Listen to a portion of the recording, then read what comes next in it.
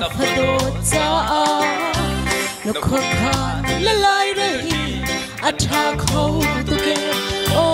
kanu le kap sini ruana ni han lo chu cha mi khi suin ka vui vai suai to lop na kan hai chan zong a mi china ka pe thật xuana kan hai chana sung lap na ka pe o ngi du nung ka hia i ka pu phiang ko na ka ton mi har nak sung i ka cha tha ko har na pe te ton chala balai mi chun pathian dan tak na ka tua tin an ka pi o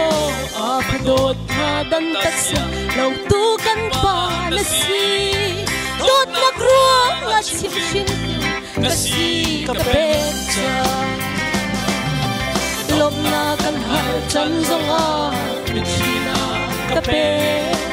thật xuana kan har chana sung lap na ka pe o nam mi du nung ka hia i ka pu phian kho na ka ton mi har nak sui ka cha atha ko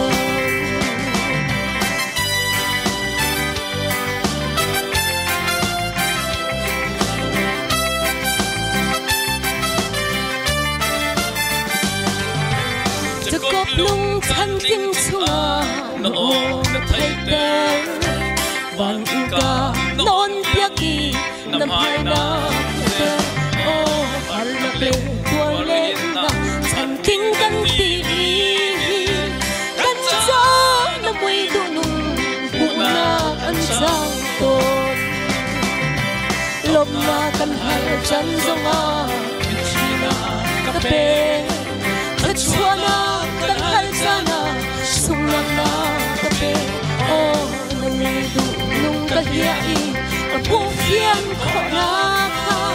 ka ton mi har nak sung i ka cha atha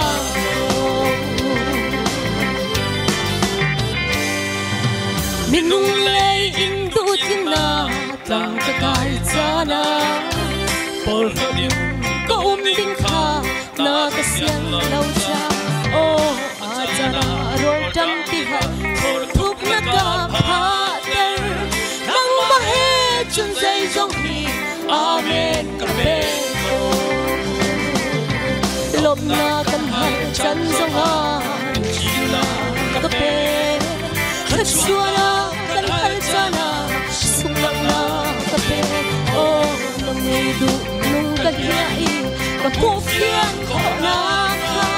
ka ton mi har na sui ka cha atha ko lom na kan hai chan zong a china ka pe